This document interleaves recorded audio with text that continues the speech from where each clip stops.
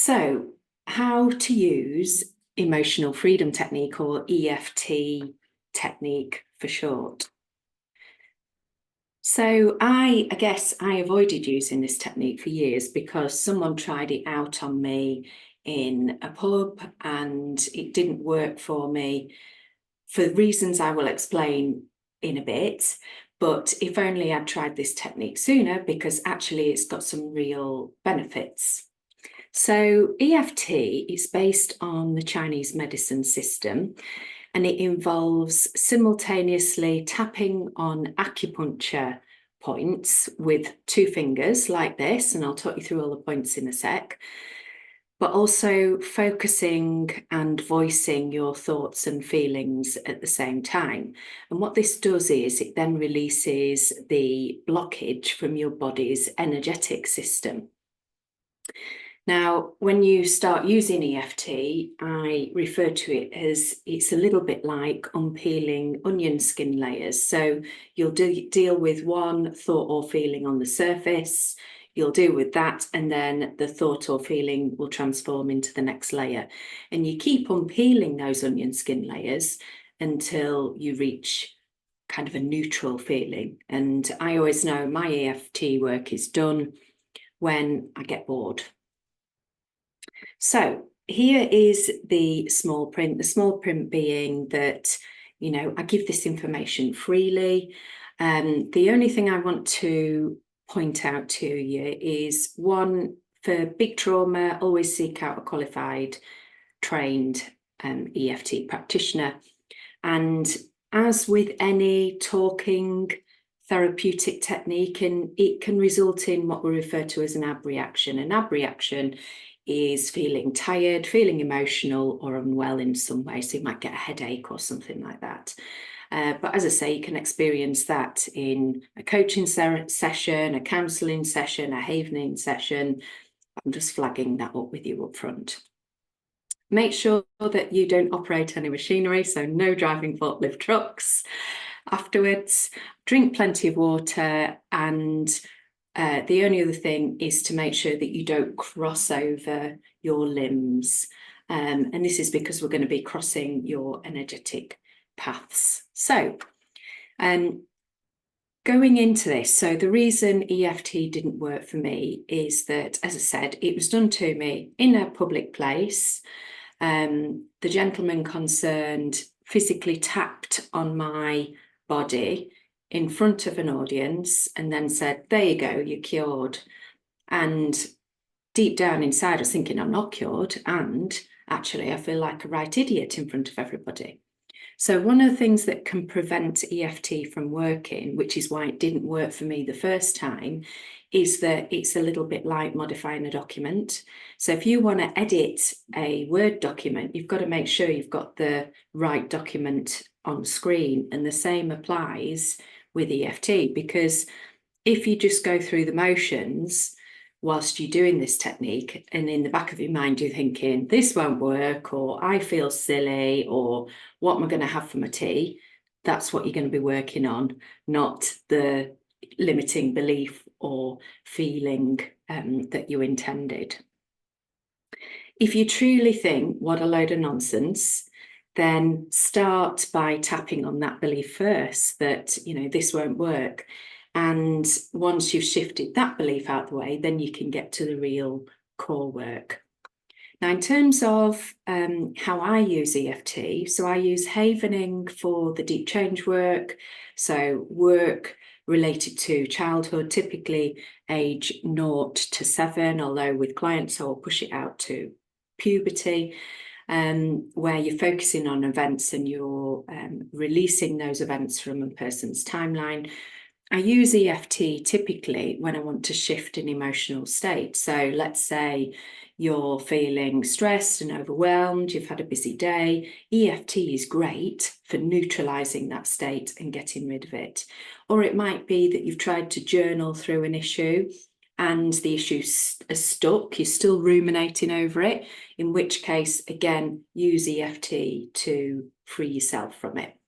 So there are a number of different tapping points. So the first tapping point is what we call on the karate chop. And whenever we tap with 2 fingers like that. So we make sure we hit the point. And I'll explain how to use it in full in a moment. Once we have tapped on the karate chop, the next point is the top of your head. Now you can tap with 2 fingers, or if you want to be sure, because it's quite a big area, you can tap with the whole of your hand, and it's roughly where the crown of your hair is. Then tapping point number 2 is the eyebrow. So where your eyebrow starts from the inside, you tap on that point, 2 fingers. And it doesn't matter which side you tap on. You can do both together if you like, but you've got meridians running down both sides. The next point is side of eye. So this is at the corner of your eye. And again, you just have to tap lightly. You tap roughly for about 7 taps per point. Or sometimes I like to do what's called intuitive tapping. So instinctively, I know when there is no more emotion associated with that point in relation to the issue that I'm working on. So I tap there until I think, actually, yeah, that's gone. So you might find that you've got some feeling on some points and no feeling on others, and that's perfectly fine. Then you move under eye, so the middle of your eye, and again, it's just gentle light taps. Then you're going to go under nose, again, roughly 7 taps, then on your chin. Then you're going to go to your collarbone. So find where your collarbones meet, those knobbly bits. Then you move down 1 inch, and then you want to move across 1 inch, and you'll get to a point which is called the sore spot. It'll feel tender to the touch. I typically will tap like that on those 2 points. And then the next point is underarm. So for females, it's roughly where your bra strap is. And I tend to tap with my whole hand just under my arm like that.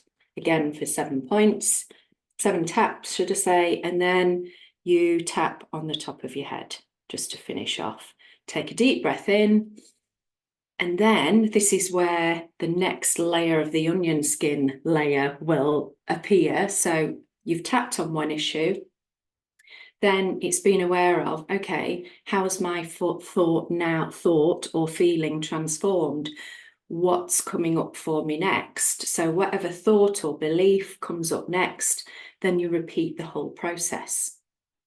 So the first question to reflect on is, so let's say you're working towards your vision or a BHAG, a big, scary, audacious goal. What limiting belief or feeling do you have in relation to that vision or BHAG? So once you've identified that, and you might want to pause the video just whilst you reflect on that, the next thing to do is to score that out of 10. So 10 is the strongest negative feeling, 0 is no feeling. And just trust the first number that pops in your head. So if an 8 instantly pops in your head, then that's what you go with. Now, here are the step-by-step instructions. So the first step is, as we've just done, is to elicit the negative thought or feeling you have in relation, for example, to your vision. Or it could be the negative thought or feeling you have in relation to your working day. Let's say you've been feeling stressed. This is called the problem statement. So here are some examples. I'm feeling frustrated that our house has not sold. That was definitely me last year. So that would be the problem statement that I would work on. Or it could be, I feel unworthy of my vision. Or it could be, so if you've had a tough day at work, I am annoyed I lost that client. So once you've identified the problem statement, the limiting belief or feeling, just as we did on the previous slide, you then score it as I've previously explained. Then what you do is you tap on the karate chop point 3 times with the problem statement as follows. So even though, so this is the phrase that you use, and then you insert the problem statement. So let's say, I feel unworthy of my vision. The next bit is, I love and accept myself anyway. Now, some people find it hard to say the word I love myself. And if that's you, then maybe that needs working on as well. But for the time being, if it is just too uncomfortable, just say, I accept myself anyway. So even though, insert the problem statement, I am feeling unworthy of my vision, I accept myself anyway. Third time, even though I feel unworthy of my vision, I love and accept myself anyway. So 3 problem statements on the karate chop. And then what you're going to do is you're going to tap on all those other points with what we refer to as a reminder phrase or a shortened statement. So the examples here, we've got frustrated about the house, annoyed. In the case, the example that I've just used, I would probably use a reminder phrase of unworthy of vision. So it goes like this. So we've done our 3 on the karate chop, and then you would start by tapping the top of your head and you would say unworthy or unworthy of vision, whatever resonated with you most. Then you'd move on to your eyebrow, tap 7 times, unworthy. Then side of eye, unworthy. And all the time you are focusing on this word, unworthy. And notice what you notice about what comes up for you. Is it a series of memories? Is it images? Is it other words? Notice what's happening as you're focusing on that reminder phrase. Under eye, unworthy. Under nose, unworthy. And as I was saying earlier, if it feels, so if you want to tap intuitively, so rather than just doing it for 7 taps, if you feel like you've got a lot of emotion on this point, then just keep tapping until it dissipates or goes away. Chin, unworthy. And you can intuitively tap on all of the points. Do what feels right for you. And then collarbone, so find your collarbones an inch down, an inch across, unworthy. And whilst you're doing this, making sure that your legs are uncrossed, both feet are on the floor, flat on the floor. And then under your arm, unworthy. And then finish off on the top of your head, unworthy. Take a deep breath in.